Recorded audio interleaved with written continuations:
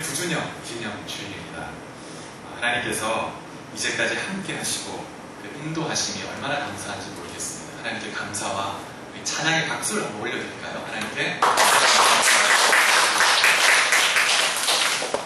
이후에도 하나님께서 우리 교회를 신실한 사람으로 인도하시고 우리를 주의 뜻 가운데, 이 땅 가운데 또 이 민족과 열방을 위해서 쓰실 줄 믿습니다. 아멘. 오늘 어떤 말씀을 나눌지 기도하면서 교회의 기초가 되는 믿음과 신앙의 고백의 중요성에 대해서 좀 말씀을 나누려고 합니다. 오늘 본문의 말씀은 예수님과 제자들이 빌립보 가이사랴라는 지방에 가셨을 때 길 위에서 예수님과 제자들이 나누었던 대화를 담고 있습니다. 이곳은 예수님이 일상적으로 사역하던 다니시던 곳이 아니었죠. 갈릴리에서 북쪽으로 멀리 떨어져 있는 곳이었는데 갈릴리에서 걸어서 가려고 하면 한 이틀은 좋게 걸리는 그런 먼 곳에 있는 곳이었습니다. 평소에 전혀 온 곳이 없는 이곳에 예수님께서 제자들을 데리고 가신 것은 아마도 제자들과 아주 특별한 대화를 나누기 원하셨기 때문이 아닌가 생각이 듭니다. 이 대화는 예수님과 제자들의 대화 중에서도 가장 중요한 대화 중에 하나라고 할 수 있습니다.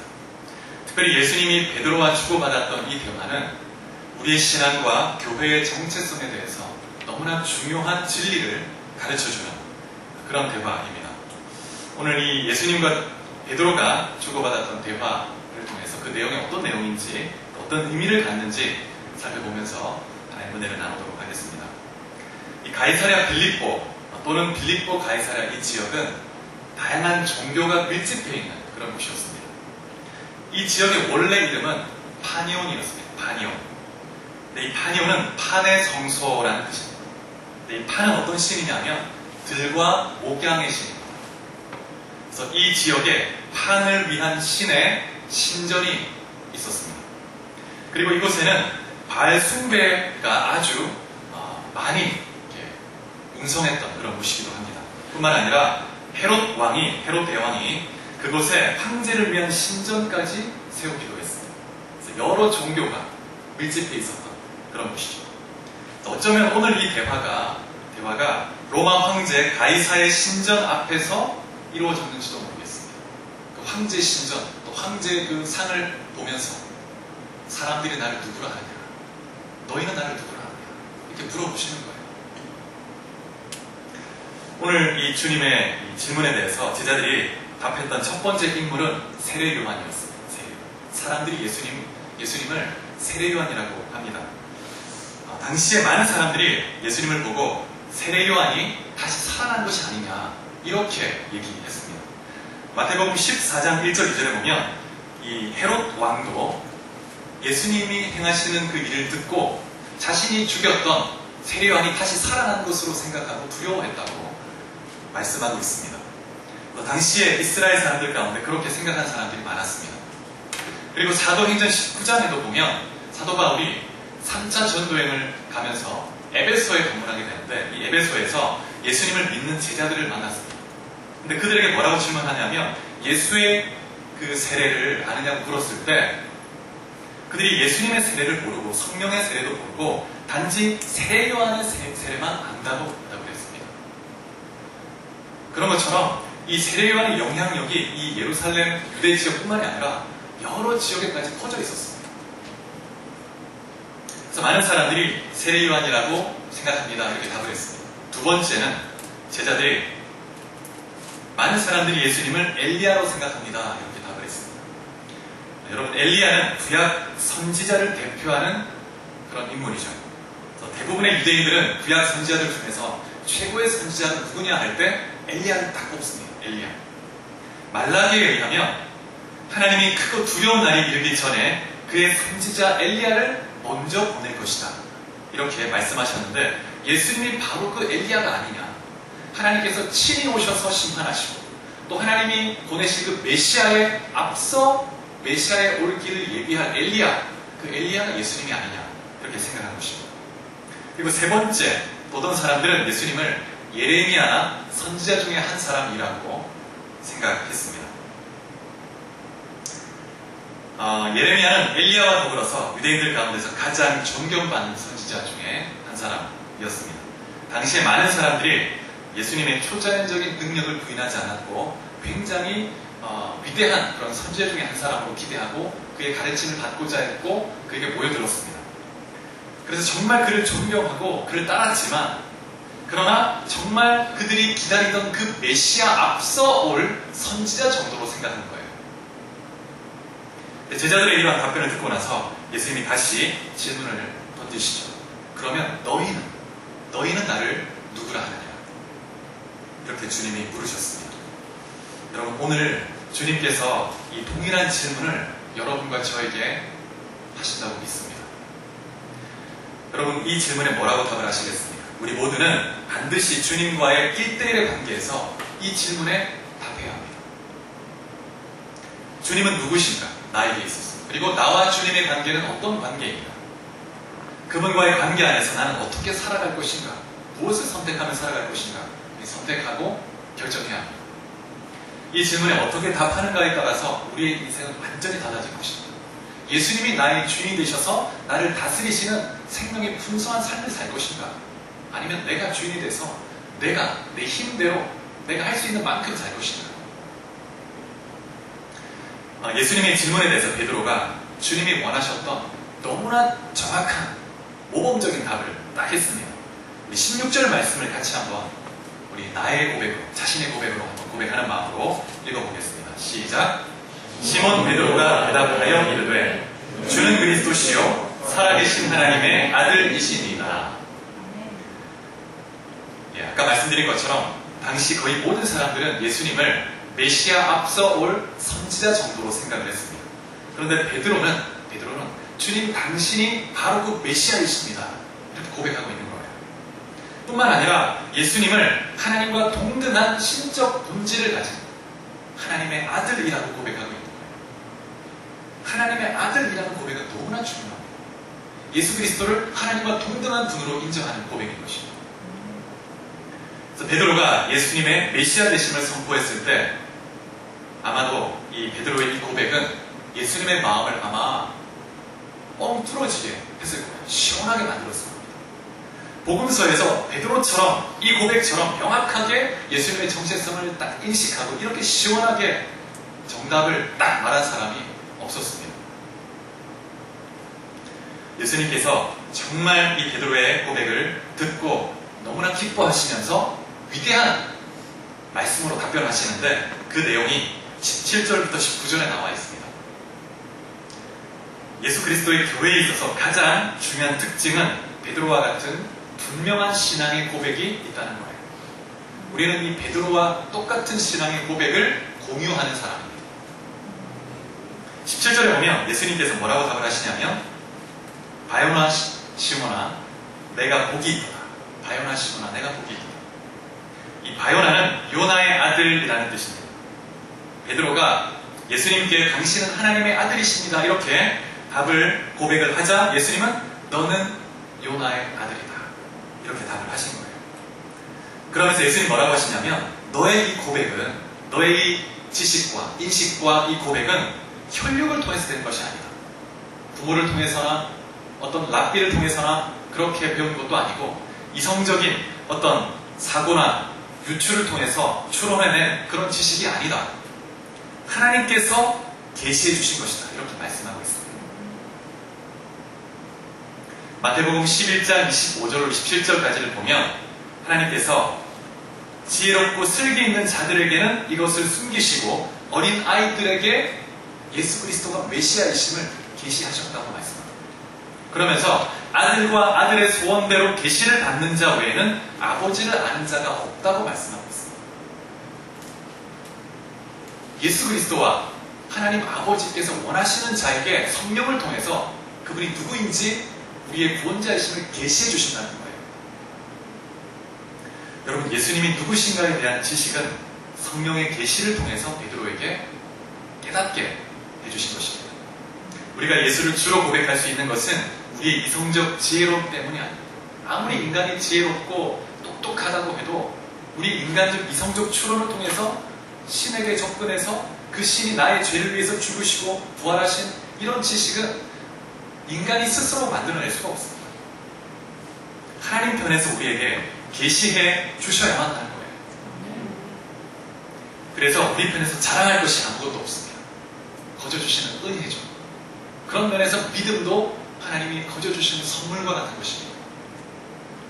18절에 보면 주님께서 베드로에게 계속해서 말씀하시는데 너는 베드로가 이렇게 말합니다. 너는 베드로. 베드로가 주님께 두 가지를 고백했죠. 주는 그리스도시요 살아계신 하나님의 아들이십니다. 이렇게 고백하자 예수님께서는 너는 요나의 아들이다.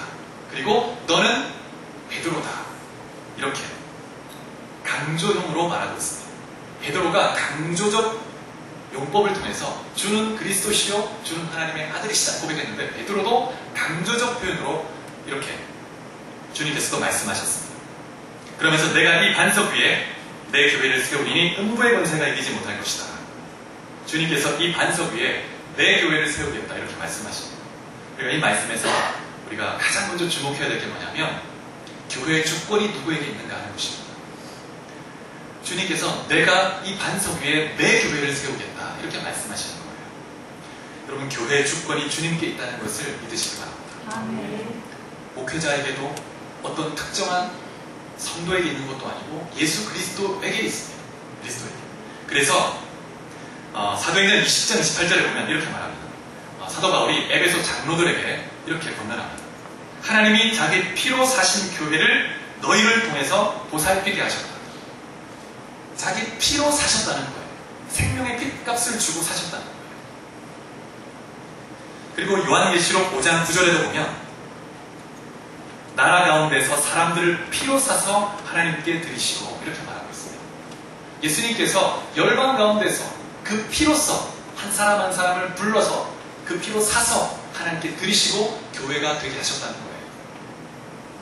주님이 자신의 그 생명의 피로 사셨기 때문에 그 주권이 소유권이 예수 그리스도에게 있는 거예요.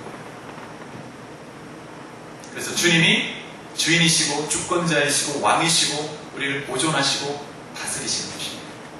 너무나 당연한 진리인데 우리는 늘 이 진리, 이 고백과 인식을 늘 할 필요가 있습니다. 때로 우리가 있거든요. 머리로는 안당하면서도 내가 주인인 것처럼 내 원하는 것을 교회 가운데서 영향을 미치려고 할 때가 있습니다. 무리를 짓고. 주님께서 이 반석 위에 내 교회를 세우겠다고 말씀하셨는데 그러면 이 반석은 무엇을 의미할까요? 여러분 베드로의 이름의 의미가 뭐죠? 반석이라는 뜻입니다. 그렇다면 이 반석은 베드로를 의미할까요? 예수님께서 베드로 너를 기초 삼아 너 위에 주님의 교회를 내 교회를 세우겠다 이렇게 말씀하신 것인가요? 천주교에서는 이 반석이 베드로를 의미한다고 해석합니다. 그래서 베드로가 로마 교회의 일대 교황으로 천국 열쇠를 받았고 이제 대대로 이어지는 교황에게 천국 열쇠가 있다는 거예요. 그래서 이 말씀에 대한 온전한 해석의 최종적 권위는 교황에게 있습니다. 교황이 결정하는 것이 모든 신의 권세인 거예요. 결정인 거예요.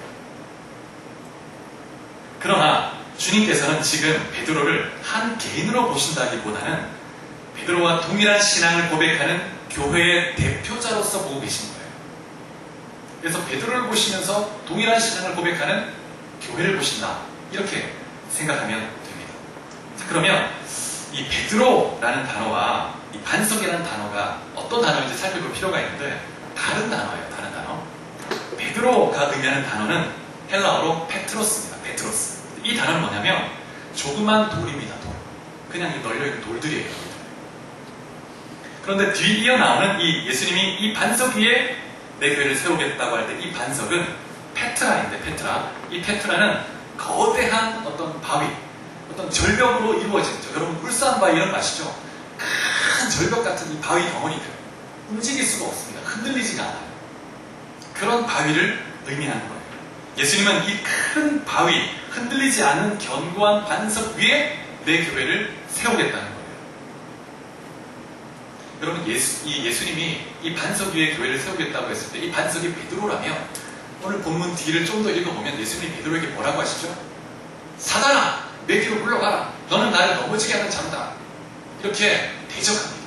베드로가 그 순간 인간적 생각에 사로잡혀서 주님 십자가에 죽으시면 안 됩니다. 막 그랬거든요. 예수님이 베드로를 꾸짖습니다. 사탄아! 내 뒤로 물러가. 베드로 그 뒤에 배후에서 역사는 그 영을 대적한 거예요. 그렇게 연약한 자가 베드로입니다. 어떻게 베드로 위에 교회를 세울 수 있겠습니까?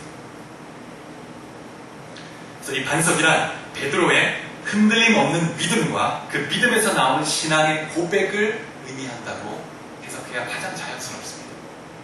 그리고 이 페트라는 여성형 명사예요. 여성형. 베드로는 남성형이죠. 같을 수가 없습니다.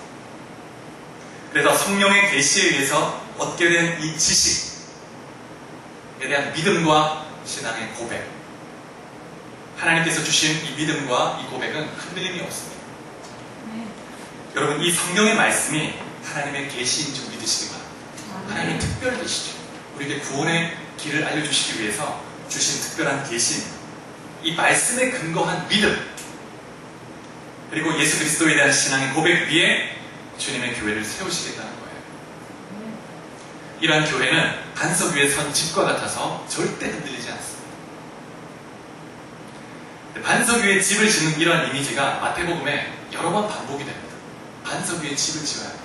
여러분, 우리는 신앙을 세워가는 것을 집을 건축하는 데 비유할 수 있는데 정말 반석 위에 딱 세워서 신앙을 세워가야 합니다.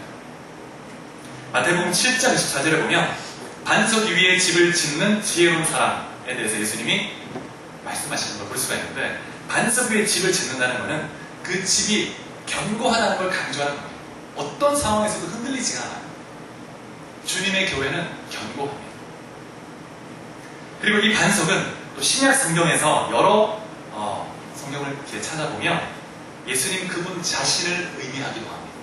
이 반석 자체가 예수님 그분을 의미해요. 마태복음 21장에 보면 한번 찾아볼까요? 마태복음 21장 42절 말씀.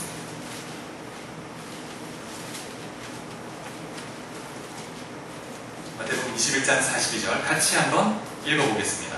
시작. 예수께서 이르시되 너희가 성경에 건축자들이 버린 돌이 모퉁이의 머릿돌이 되었나니 이것은 주로 말미암아 된 것이요 우리 눈에 기이하도다 함을 읽어본 일이 없느냐. 아멘.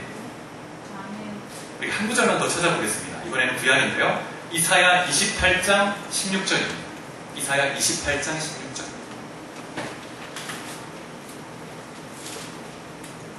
이 앞에 스크린도 보시고, 자, 스크린에 나와 있습니다. 같이 읽겠습니다. 시작. 그러므로 주 여호와께서 이같이 이르시되 보라, 내가 한 돌을 시온에 두어 기초를 삼았노니 곧 시험한 돌이요 귀하고 견고한 기초돌이라. 그것을 믿는 이는 다급하게 되지 아니하리로다. 예수 그리스도께서 건물의 모퉁이 돌이 기초석이 된다고 말씀하고 있습니다. 하나님께서 이사야 선지자를 통해서 내가 한 돌을 시온에 두겠다. 그 그 돌을 기초로 삼아서 하나님의 뜻을 이루겠다는 거예요. 근데 이 기초석을 믿는 자는 다급하게 되지 않을 것이다. 이렇게 예언하고 있습니다. 반석은 예수 그리스도라는 이 반석 위에 우리의 믿음을 세워야 하고 교회를 세워야 합니다. 우리가 다시 한 번 더 좀 찾아보겠는데 고린도전서 3장을 더 한번 보겠습니다. 고린도전서 3장 10절 11절. 고린도전서 3장 10절과 11절입니다. 자, 같이 읽겠습니다. 시작. 내게 주신 하나님의 은혜를 따라 내가 지혜로운 건축자와 같이 터를 닦아주매 다른 이가 그 위에 세우나 그러나 각각 어떻게 그 위에 세울까를 조심할지니라. 이 닦아준 것 외에 능히 다른 터를 닦아둘 자가 없으니 이 터는 곧 예수 그리스도라. 예. 사도 바울이 고린도 교회를 개척하면서 예수 그리스도라는 그 반석 위에, 그 터 위에 교회를 세웠다는 거예요. 근데 바울이 떠나고 난 이후에 다른 사역자가 와서 무엇으로 세우든지 이 터는 옮길 수 없다. 그리고 너희가 무엇으로 그 위에 세우든지 그 재료에 대해서 하나님의 불이 심판할 것인데, 그 재료가 불에 타면 불에서 그슬린 그런 구원을 받겠지만 그 재료가 타지 않고 남아있다면 하나님의 칭찬을 받을 것이다. 그럼 바라기는 우리 주님 사랑교회가 예수 그리스도라는 이 터 위에서 정말 하나님의 말씀의 진리 안에서 복음으로 하나님 기뻐하시는 재료로 교회를 세움으로 마지막 때 어떠한 불시험이 와도 불에 타지 않고 견고히 서서 주님의 기뻐하심을 입고 또 주님의 칭찬 듣는 그런 교회가 되기를 축복합니다. 그래서 정리해보면 오늘 본문에 나와 있는 18절에 나오는 이 반석은 예수 그리스도와 그에 대한 우리의 믿음, 신앙 고백을 가진 이 신앙, 이 고백, 이것이 바로 반석이라고 우리가 이해할 수 있습니다. 그래서 교회의 기초는 예수 그리스도와 그 그리스도를 믿는 믿음입니다. 여러분, 교회의 주권이 그분께 있습니다. 우리 신앙의 고백의 핵심은 우리가 믿는 대상이 누구인가 하는 거죠. 우리가 믿는 대상이 누구인가를 분명히 인식하고 그분을 나의 주로 고백하는 것, 그분을 나의 삶의 주인으로 왕으로 고백하는 것, 너무 중요합니다. 오늘 본문 18절 후반부에 보면 이 반석 위에 서서 그리스도에 대한 분명한 신앙의 고백을 가진 자들을 음부의 권세가 이기지 못한다, 이렇게 말씀하고 있습니다. 대개 이 말씀을 이해할 때 교회를 수동적 입장에서 봅니다. 교회가 수비하는 입장이고 사탄의 권세가 공격하는 입장으로 이해하죠. 그런데 이 말씀의 의미를 제대로 해석하면 사실은 그 반대로 해석해야 합니다. 여기서 음부라는 것은 죽은 자들이 가는 곳, 그리고 권세, 이런 의미를 갖는데 이 단어가 문이라는 단어입니다. 문, 게이트, 문. 그래서 세 번역 다른 성경에 보면 죽음의 문들이라고 번역하고 있어요. 음부의 권세는 죽음의 문들입니다. 죽음의 문. 음부의 세계, 그 문이라는 거예요. 그리고 또 다른 성경에는 지옥의 문들이라고 번역하기도 합니다. 그래서 이 말씀은 죽음의 세력들, 즉 사탄의 세력이 그 문이 교회의 공격에 견디지 못한다는 거예요. 교회가 공격하면 그 예수 이름의 권세로 사탄의 성, 그 문이 깨어 부서지고 그 성이 무너진다는 거예요. 그래서 그 성에 갇혀있는, 매여있는, 속박되는 영혼들을 자유케 해서 오는 거죠. 그래서 교회가 공격적 입장에 있고 사탄의 나라가 수비의 입장에 있는데 이기지 못한다, 견디지 못한다는 거예요. 이미 마귀는 예수님이 그 십자가에서 피 흘려 죽으시고 부활하심으로 이미 완전한 패배를 당했습니다. 그런데 사탄이 그럼에도 불구하고 이 거짓의 아비인 사탄이 교회를 무력화시키기 위해서 사용하는 아주 요긴한 자주 쓰는 그 전술 중에 하나가 뭐냐면 교회가 자신의 정체성을 잊게 만드는 거예요. 망가시키는 겁니다. 교회가 자신이 얼마나 존귀하고 얼마나 권세 있는 예수 그리스도의 교회인지를 잊게 만드는 거예요. 그래서 하나님의 나라가 교회를 통해서 확장되지 못하도록 끊임없이 방해하고 차단합니다. 교회가 일어나서 주의 진리를 들고 복음을 들고 말씀의 검을 들고 확장되어 나아가서 사탄의 나라를 무너뜨리고 주의 백성을 주께로 인도하며 주의 나라를 확장해 나가야 되는데 그냥 그 안에 모여있게 만드는 거예요. 그래서 19절에 보면 베드로에게 또한 베드로와 동일한 신앙을 고백하는 이들에게 주님께서 약속을 주시는데 그것은 천국 열쇠를 주겠다는 것입니다. 이 약속, 이 축복은 베드로에게만 주는 게 아니고 베드로와 동일한 신앙을 고백하는 교회에게, 여러분과 저에게 주시는 약속인 줄 믿으시기 바랍니다. 어떤 의미일까요? 천국 열쇠. 유대인들은 전통적으로 이 천국 열쇠, 또 묻고 푸는 권세를 토라를 해석하는 그런 권위로 이해했습니다. 교회가 천국 열쇠를 받는 이 장면은 이사야 22장의 한 장면을 연상하게 해주는데 엘리야김이라는 그런 신하가 하나님께 다윗의 열쇠를 받는 장면을 볼 수가 있어요. 근데 원래 왕궁 맡은 자는 셈나라는 사람이었는데 이 사람이 충성되게 일하지 못했습니다. 그래서 하나님이 심판을 받고 그 사람을 패하고 하나님이 엘리야김에게 다윗의 열쇠를 주겠다 이렇게 약속하시는 거예요. 다윗의 열쇠를 준다는 것은 통치권을 의미합니다. 통치권. 그래서 전권을 위임하겠다는 거예요. 계시록 3장 7절에 보면 이렇게 말씀합니다. 제가 한번 읽어보겠습니다. 빌라델비아 교회 사자에게 편지하라. 거룩하고 진실하사 다윗의 열쇠를 가지신 이 곧 열면 닫을 사람이 없고 닫으면 열 사람이 없는 그가 이르시되 예수 그리스도께서 다윗의 열쇠를 가지고 통치하신다는 거예요. 그리고 빌라델비아 교회를 위해서 문을 여시겠다는 거예요. 주님이 열면 닫을 사람이 없습니다. 그리고 주님이 닫으면 열 사람이 없고 주님이 하나님께로부터 성부 하나님께로부터 하늘과 땅의 모든 권세를 위임받고 통치하시는데 그 통치의 권세를 교회에게 위임해 주신 거예요. 주님은 교회를 통해서 주님의 통치의 권세를 발휘하면서 사용하시면서 하나님 나라를 확장해 가시는 것입니다. 그래서 베드로에게 천국 열쇠를 주신다는 것은 교회가 예수 그리스도의 권세로 통치하고 다스린다는 것을 의미하는 것입니다. 우리가 말씀을 한 구절 또 찾아보겠습니다. 에베소서 2장 5절 6절 말씀. 에베소서 2장 5절 6절.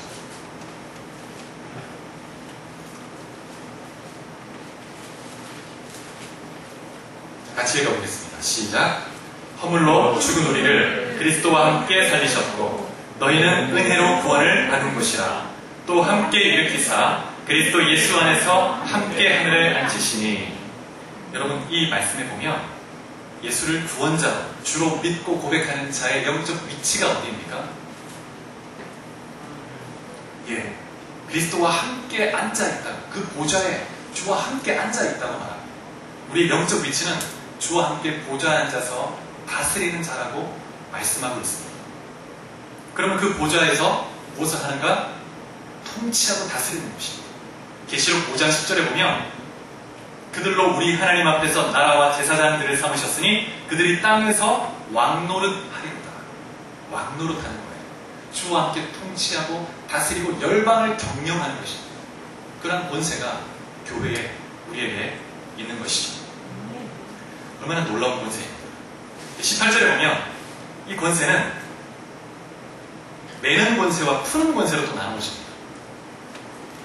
천국 열쇠가 가지는 두 가지 권세를 의미하는데 종교개혁자들은 어떻게 이해했냐면 이 매는 권세는 권징 또는 치리한 것을 의미했습니다.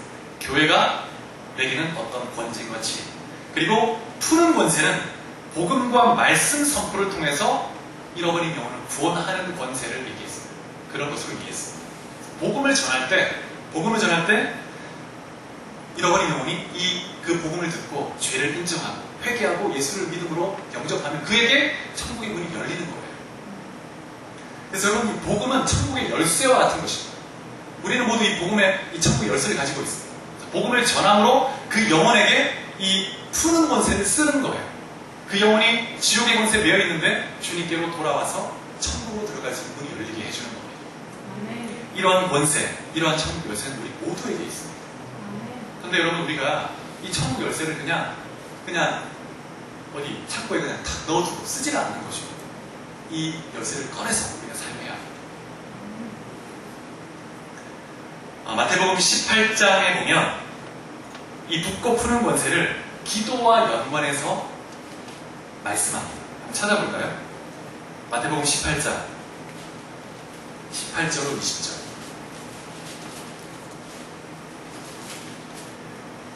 자, 한번 같이 읽어보도록 하겠습니다. 시작. 진실로 너희에게 이르노니 무엇이든지 너희가 땅에서 매면 하늘에서도 매일 것이요 무엇이든지 땅에서 풀면 하늘에서도 풀리리라. 진실로 다시 너희에게 이르노니 너희 중에 두 사람이 땅에서 합심하여 무엇이든지 구하면 하늘에 계신 내 아버지께서 그들을 위하여 이루게 하시리라. 두세 사람이 내 이름으로 모인 곳에는 나도 그들 중에 있느니라. 예. 두 사람이 합심하여 무엇이든지 구하면 하늘에 계신 아버지께서 이루실 거라고 말씀합니다. 교회가 기도를 통해서 붙기도 하고 풀기도 하는 거예요. 기도를 통해서 하늘의 문을 열기도 하고 닫기도 하는 것입니다. 여러분의 기도에 얼마나 놀라운 권세가 있는 것인지 여러분 얼마나 큰 축복입니다.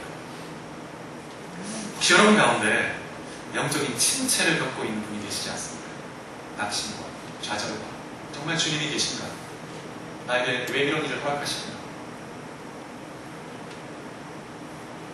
여러분 우리 자신의 우리의 시선을 맞추고 우리의 삶에 우리의 시선을 고정할 때 낙심될 수밖에 없습니다. 우리는 연약하거든요. 우리는 항상 우리의 시선을 주님께 고정해야 합니다. 주님이 어떤 분이신가? 그리고 그 주님께 대한 우리의 신앙을 선포해 보세요. 선포해 보세요. 성령께서 우리 가운데 놀라운 믿음을 주십니다. 또 그 믿음의 고백과 선포를 통해서 주님이 역사하십니다. 여러분, 우리의 신앙을 고백하고 나타낼 수 있는 정말 적극적인 두 가지 방법이 있습니다. 첫 번째는 예배입니다. 예배는 예수를 주로 고백하는, 성삼위 하나님을 우리의 구원자로 고백하는 자들의 신앙 고백의 한 형태, 표현이에요. 예배는 삼위일체 하나님께 대한 우리의 신앙 고백의 절정이라고 말할 수 있습니다. 예배를 통해서 우리가 하나님의 하나님 되심을 인정하고 고백하고 높이는 거죠. 그래서 다시 한번 우리의 영적 위치를 확인하고 우리 영적인 인식을 새롭게 하고 믿음을 세워가는 거예요. 특별히 예배 가운데 우리는 세례를 베푸는데, 이 세례는 많은 회중 가운데 자신의 신앙을 고백하는 겁니다. 공적으로. 그럼 우리 많은 성도들이, 회중들이 증인이 되는 거예요. 세례도 신앙 고백의 놀라운 한 표현입니다. 그래서 세례는 은밀히 베풀지 않습니다. 1대1로 하지 않아요.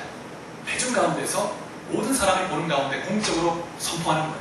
내가 믿는 신앙을 고백하는 것입니다. 두 번째, 우리의 신앙을 고백하는 적극적인 방법, 전도입니다. 전도. 나는 예수를 주로 고백하는 그런 사람입니다.